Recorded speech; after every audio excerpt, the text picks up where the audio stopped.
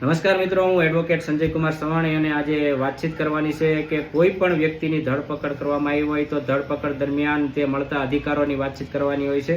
માની લો કે કોઈ વ્યક્તિની પોલીસે ધરપકડ કરી છે, કોઈ ગુનામાં કે કોઈ તમે આરોપી હોય અને કોઈ તમે નિર્દોષ હોય તમારી ધરપકડ કરવામાં આવી હોય છે તો તમને મળતા અધિકારો.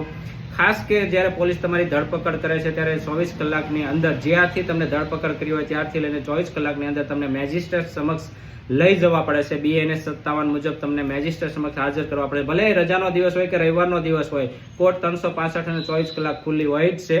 અને ખાસ મેજિસ્ટ્રેટ સમક્ષ લઈ જવામાં આવે છે અને ખાસ તમને તમારા પસંદગીના વકીલને મળવાનો અધિકાર આપવામાં આવતો હોય છે.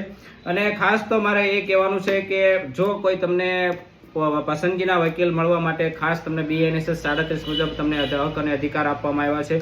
જો તમને પોલીસવાળા તમારા પસંદગીના વકીલને મળવા દેવામાં ન આવે તો તમને જ્યારે કોર્ટ સમક્ષ ત્યારે સૌ પ્રથમ રજૂ કરવામાં આવે ત્યારે મેજિસ્ટ્રેટ સાહેબ તમને પૂછતા હોય છે તમારે કંઈ કહેવું છે તો તમે ત્યાં કહી શકો છો કે મને મારા ફલાણા વકીલને મળવાનું છે, મારા ફલાણા વકીલને રોકવા છે, મારા પસંદગીના વકીલને રોકવા માંગુ છું, મારી સાથે આ અત્યાચાર અન્યાય આ રીતે મને ટોર્ચર કરવામાં આવ્યો છે, એ પણ તમે મેજિસ્ટ્રેટ સમક્ષ કહી શકો છો અને મેજિસ્ટ્રેટ સમક્ષ તમે ફરિયાદ પણ નોંધાવી શકો છો. એટલે ખાસ તમને BNS 37 મુજબ તમને પસંદગીના વકીલને મળી શકો છો અને તમારા અધિકાર છે અને તમે વકીલને રોકી શકો છો. જય હિન્દ, જય ભારત.